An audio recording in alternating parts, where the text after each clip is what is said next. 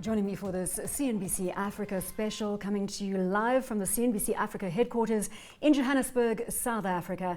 I'm joined by President Akinwumi Adesina, President of the African Development Bank. Thank you very much, as always, for taking time out of your busy schedule to join us in the studio. To with you anytime. And you've just come from Michigan, where you were given an honorary doctorate. So let's start there. Can you take me a step back and tell me what they were honoring you for? Well, it's actually great. I was in Michigan State University in the United States, where on the 4th of just this month, it was just on Friday, that they conferred me with the honorary doctorate of agriculture by the university, which was a great honor, really. And I told them that I did my PhD at Purdue University, even though I was admitted at Michigan State University. Maybe they're trying to compensate for that, but it was wonderful to have. And one of the things that they actually did, which was a real motivation for me, was the mayor of the city of Lansing.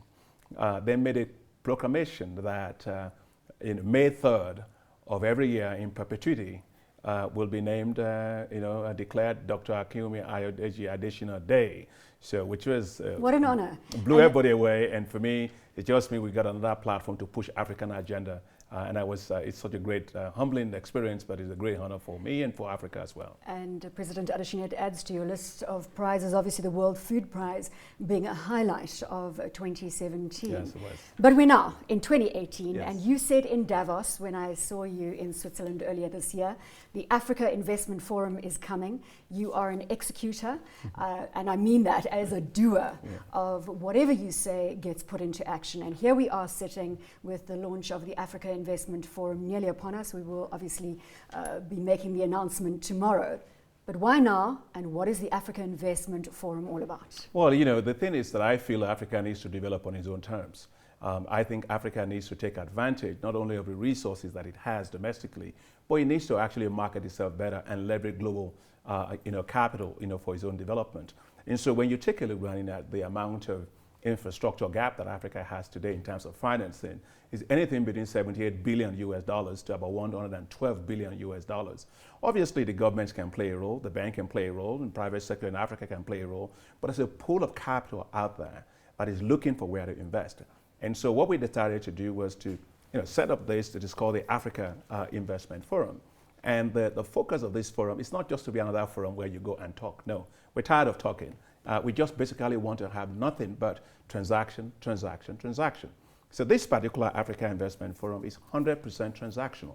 No speeches, no political speeches. We just want to connect global pension funds, sovereign wealth funds, institutional investors to Africa and leverage those investments to Africa. And what's going to be unique about it is that, people will say the capital is there, but always is issue of where are the bankable projects. And so a key part of this is developing the bankable projects for Africa. And second is, people always talk about risk. I don't think risk is a big issue. The issue is how you manage your risk and how the upside returns. And so what we're trying to do with this is we are setting up a very powerful co-guarantee platform that will de-risk the investments that land on Africa on this particular platform. And so it's a 100% transactional forum trying to leverage the pools of money that are out there for Africa's own accelerated investment. How are you going to guarantee that it is different from the many, many talk shops aimed at Africa out there and make it, as you say, transactional? Well, the only talk allowed is transaction. It's going to be an investment marketplace in which we bring the project developers together and also those that are going to be financing the projects. So you have to actually make them to connect. And secondly is, at the end of the day, you will find any investor will always tell you, well, whether it's a project risk, whether it's a financial risk or market risk, or whether it's political risk, it's just all about risk. What we do well at African Development Bank and our other partners is to de-risk those investments. But we do it, in a very separate way. We each have our partial risk guarantees and partial credit guarantees in different ways. But this time, on this platform, we agree to come together. And so that is the African Development Bank, the World Bank, the International Finance Corporation, the European Bank for Reconstruction and Development, the Asian Infrastructure Investment Bank, the Islamic Development Bank, and the Multilateral Investment Guarantee Agency. Very powerful platform where all the investments that are coming, whether from Latin America, whether from Asia, whether from Europe, that land on this platform, will pull our resources together and we de-risk them. So that makes sure that you can turn you can have transactions that are backed by de-risking elements that make them work. President Adesina, you said there are going to be no long political speeches. No. Now, given the penchant for political speeches on the African continent, how are you going to move away from the protocol that often follows these types of events? Well, it all depends on what you want to achieve. What we want to achieve is not political speeches. What we want to achieve is accelerated investment, concrete investment. Investors are very serious stuff. And so this is not just an event where you come to do investment promotion. No, it's it's a forum wherein we have actually spent several months before the main event preparing the bankable projects, interacting with those potential investors and using our instruments to have to say, okay, how do we structure this better? How do we manage your risk and so on? So that when it actually comes to the event, it's actually a deal-making event. And also, let me say that for the heads of state that are going to be there, the few heads of state that are going to be there, they will be there as CEOs of their countries. In other words, they will be talking to investors about, okay, a pool of investors want to say invest $15 billion in a given country. But then they're going to ask the question, what are the policy issues? What are the legal, regulatory issues, the barriers to those investments happening? Well, Mr. President, if you kick out 1, 2, 3, 4, those investments will happen. So it's that kind of an interactive engagement that you're going to have. So that makes it very, very, very unique because it's all about making things happen in which leaders are going to play a very, very important role, but not speeches.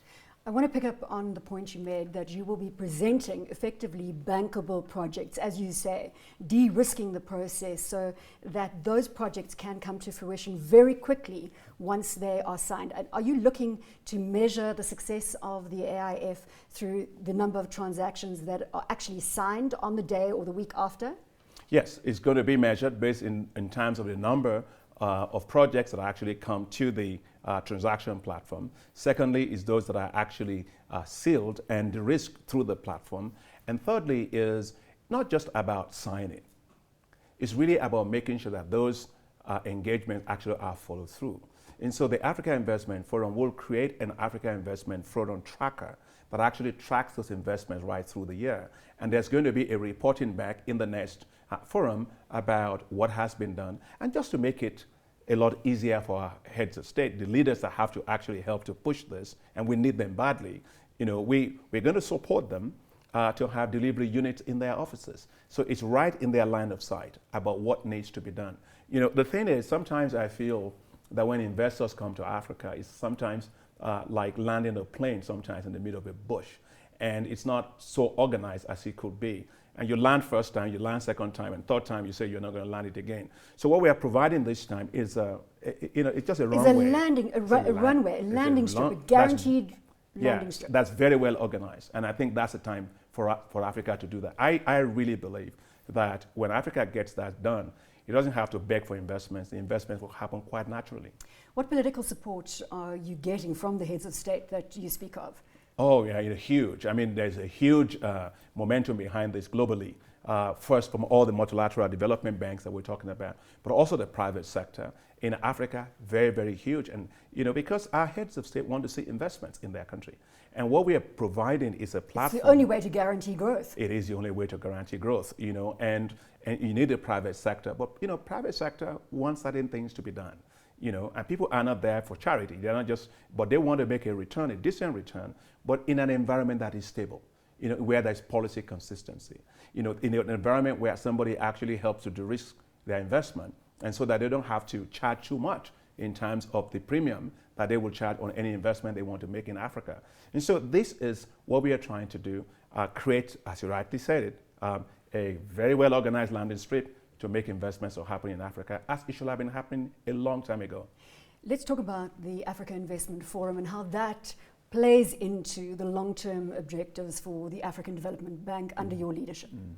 Well, we have, as you know, high fives, that we call them high fives to light Shall up. I repeat them for you? Yeah, actually, yeah. Feed Africa, light up and power Africa, industrialize Africa, integrate Africa, and improve the quality of life. Oh, you give me a high five on that. That's good. Got it. I'm indoctrinated. I'm one of your fans. Well, I should admit that on television, I have to say. Yeah, but the most amazing thing about these high fives is what they actually do. There was an independent analysis that was done by the United Nations Development Program. And what they found was that if Africa actually accomplishes these high fives, it will have achieved 90% of the Sustainable Development Goals and 90% of the Agenda 2063 of the African Union. So in other words, these high fives are accelerators of Africa's development. And so as African Development Bank, we put in the high fives behind the African Union's agenda to accelerate and fast track things. And a big component of that, for example, is electricity, and Light Up and Power Africa, which is the first one. So these Africa... We still have 623 million people in Africa without any access to electricity. And that doesn't make any sense. And that is why at the bank, African Development Bank, we are investing $12 billion of our money, and we are leveraging $45 to $50 billion from the private sector into the energy sector. Now, but when it comes to energy sector, it's not just the money. That sometimes the power purchase agreements aren't well structured. The tariffs aren't well structured to cover the cost of investment. And so in the Africa Investment Forum, we will actually be dealing with this issue. In fact, before the Africa Investment Forum, we are going to be having a lead-up event that is called the Energy Marketplace. The Energy Marketplace will bring in all the regulators, the investors, and the governments together and say, if you're going to invest in the energy space, what is it that you have to do in terms of the cost for energy? It has to be a cost-reflective tariff for it. What is it that I need to do to be able to make sure that the consumers can actually pay for it and reduce the losses being made by many of the utilities in Africa? So the Africa Investment Forum, it's really perfect for the high fives. We actually will need to achieve the development of Africa through the Sustainable Development Goals, anything between $600 billion and $700 billion a year. And so that tells you that we as African Development Bank have to leverage the private sector. We have to leverage the global capital markets to be able to achieve this huge agenda for Africa. Are you having to do a great deal more legwork? Use the analogy of the first time you invest in Africa, you land in a bush. The second time in a bush, the third time in a bush as well, and now you're providing the runway. But surely there is some investor fatigue in terms of the attempts to invest in Africa and see that return on investment, given what you were saying earlier about policy certainty, lack of corruption, etc., etc. Are you having to work very hard to convince international investors that Africa is the right place to invest? I think they know that. Africa today is the second fastest growing region when it comes to foreign direct investment. You take a look at foreign direct investment in Africa in 2010, go back, wasn't more than $10 billion. When you look at it in 2016, 2017, it's way over $60 billion. So it tells you people are putting their money and making a bet on Africa. And Africa's share also, think of it, of the global foreign direct investment used to be no more than 3.8%. By 2016, 2017, it was 11.4% of global foreign direct investment. So it means that the investors know that. But I think the quantum of investment is what is needed, right? And so we want through the Africa Investment Forum to make it, you're comfortable that you want to invest in Africa. I'll give you an example. For example, take the case of Mozambique. Mozambique today, brother, has for gas, offshore gas, a total of 180 trillion cubic feet, right? And they're looking for $20 billion to be able to make those investments. Even with $20 billion, that would not cover more than 1%, all of that. But at a total, they need about $100 billion. If that happens, it means... It's transformative. Absolutely, because the GDP of Mozambique will rise by 300%. If you take a look at many other countries like Tanzania, I was just recently in Tanzania with President Magufuli, and the opportunities are immense, both in gas, in minerals, in oil, in agriculture, of course. But you need that foreign direct investment injection, so yes, to speak. but you also need investment from Africa. My very good friend, Aliko Dangote, I like what he does. He puts his money where his mouth is. Invest in Africa. We got to really have confidence in Africa. You see, the thing is that we can't just keep talking about investment. We have to create an environment where the investors feel comfortable to make those investments, not in times of flash investments that are kind of hot money that kind of leads. Africa doesn't need hot money. Africa needs stable investments that stays, but we need to create the environment for capital to be able to stay and flourish on the continent. President Adesina, I spent some time with Aliko Dangote and also with Strive Masiyiwa, billionaire from the Econet Group, in Singapore recently, and both of them, as you say, put their money where their mouths are. and they execute. Youth was high on the agenda for both of them. I mean, we have got to solve the problem of unemployment among our young people and education among our young people very, very quickly. Otherwise, to quote, we are sitting on this time bomb that everybody alludes to. So from a youth perspective, I know that you're passionate about youth, and the African Development Bank is doing a lot in terms of education. Could you elaborate? Absolutely. You know, the youth, they form the best asset that Africa actually has. Because it's not just the future that belongs to them. Today actually belongs to them as well. You look at a situation, we're the youngest continent on the face of the earth. So what we've got to do is to turn that into a real dividend for ourselves. And that means we must invest heavily in human capital. You know, if figures I just mentioned about the labor market, you've got roughly 10 million kids, young people that enter the labor market every year. Only 3 million of them get jobs. Right. The question is not that they're not jobs. There may be problems of jobs in some places, but sometimes you actually have the jobs available, but they don't have the skills to actually take on just jobs. And so one of the areas that we are investing in heavily as African Development Bank is to help to create jobs for our youth. We have a program that's called Jobs for Youth in Africa, which is supporting countries to create 25 million jobs over the next 10 years in 3 sectors: in ICT sector, in food and agricultural industrial sector, but also in small and medium-sized enterprises. Now, we are investing also in upgrading the skills of our young people to the 4th industrial revolution. Take, for example, the case in Kigali. We're investing in institutes of technology, federal universities of science and technology, industrial parks from Angola, industrial park in Kenya, and also in Senegal, and also in Cape Verde.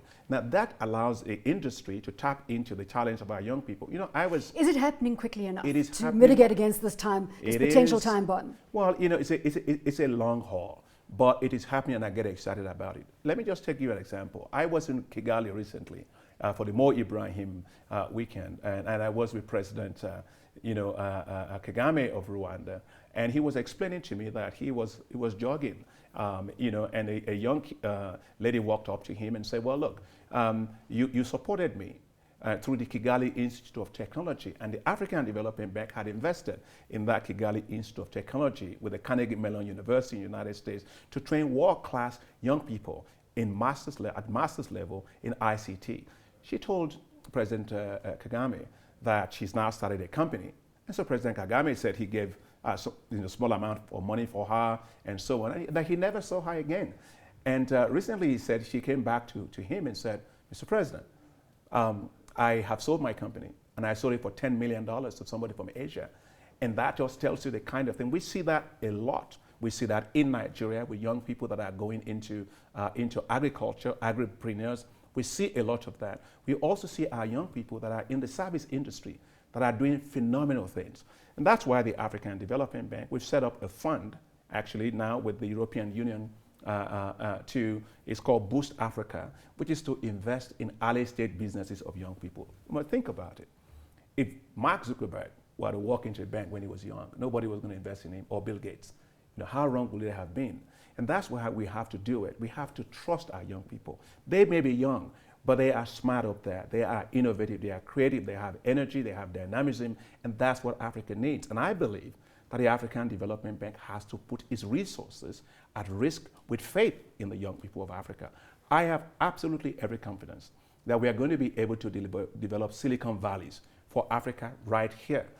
You know, there's a South African who has actually helped to set up the African Institute of Mathematical Sciences, where we are... The South African Institute of Mathematical Sciences. No, African Institute of Mathematical Sciences. I stand corrected. As we are talking, they are providing leading scientists of the world that are Africans.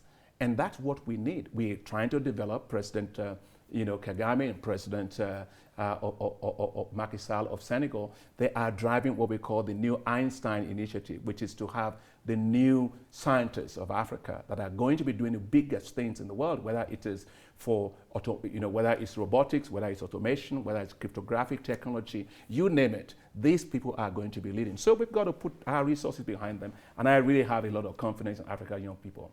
Let's talk about the lead up to the African Development Bank annual meeting 2018, which is happening in South Korea, in Busan. And a lot of people, when I say to them, the African Development Bank is having their annual meeting, and so they go, why South Korea? And the year before, in India, why India? Now, obviously, Busan, amazing territory from an industrialization perspective. Yeah. Can you give us more light and color as to the choice of the different venues that you choose for the African Development Bank meetings? You know, the African Development Bank, it's not just the shareholders.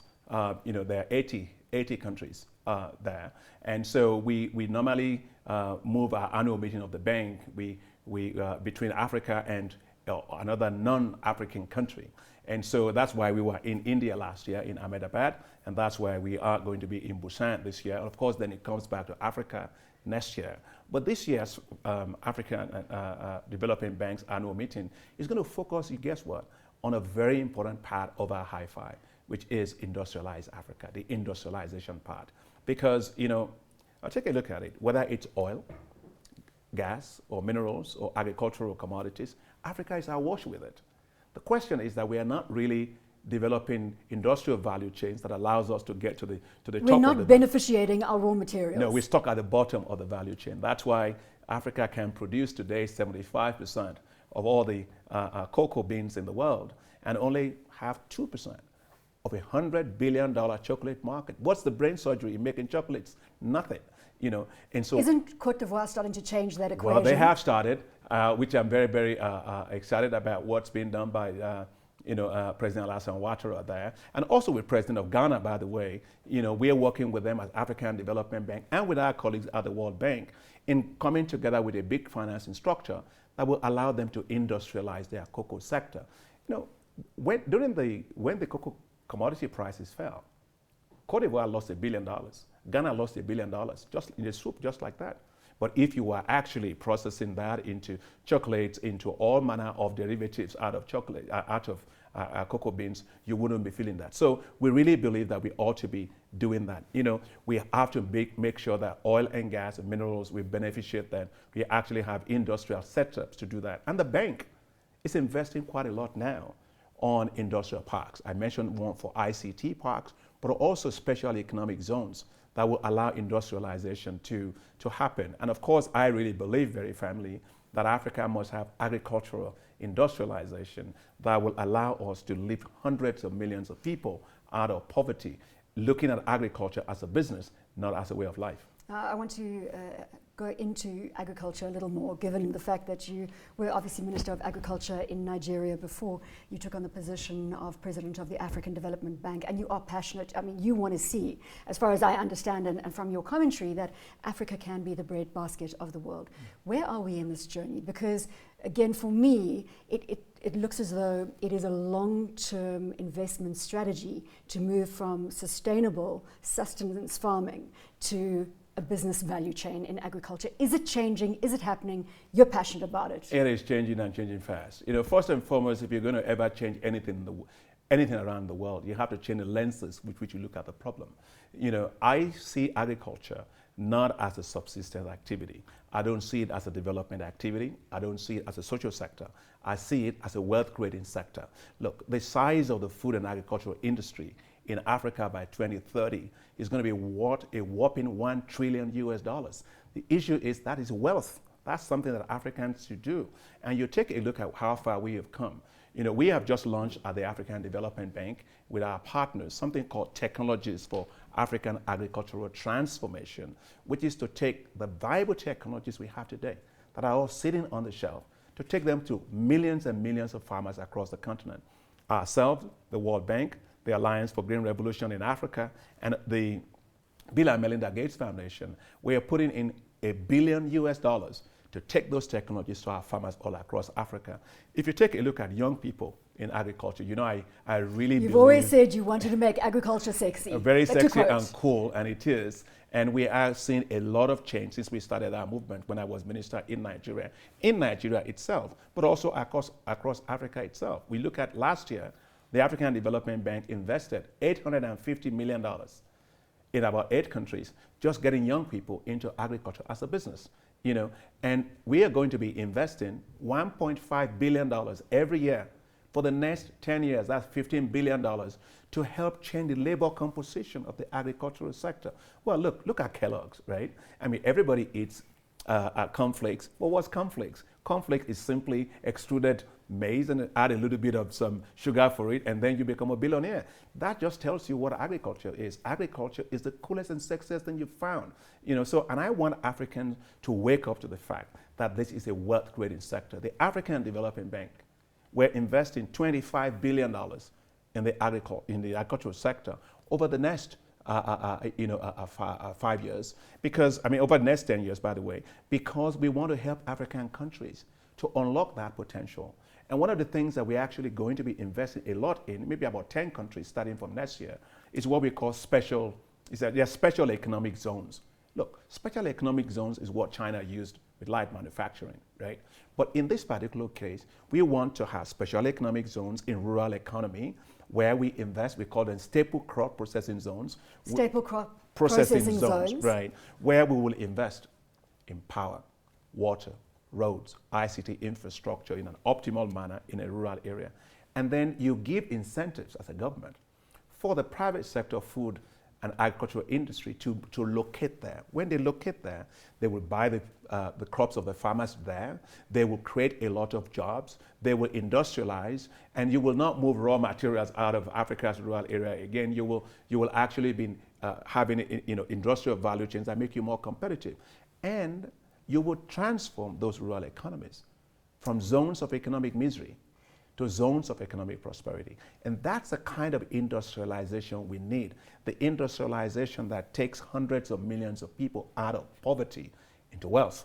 And that is why I really believe that the fastest way for Africa to industrialize in a way that is able to be very inclusive is to have agriculturally based industrialization. So President Adesina, we've got about 30 seconds before the end of our live broadcast. As you know, we are broadcasting to 48 countries across Africa. I want you to leave our audience this evening with your key agenda when it comes to the Africa Investment Forum leading up to the 7th and 9th of November 2018, when this will be taking place. So just leave us with that key point that you want to leave in everyone's minds this evening. Well, Africa is the place to be.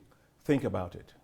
You have a continent where you have a population going to be in 2030 the same as China and India taken together today, where consumer expenditures and business-to-business expenditures by 2030 is going to reach $6.7 trillion. That is the place to be. Africa is the place to invest in.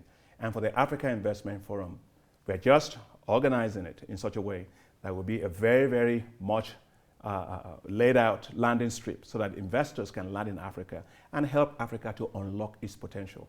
Africa should not develop by begging. Africa should develop by strategically positioning itself and attracting the investment within and outside of Africa to help it unlock the huge amount of resources that God has blessed it with. Master of the powerful sound bites, Dr. Akinwumi Adesina, thank you so much for your time.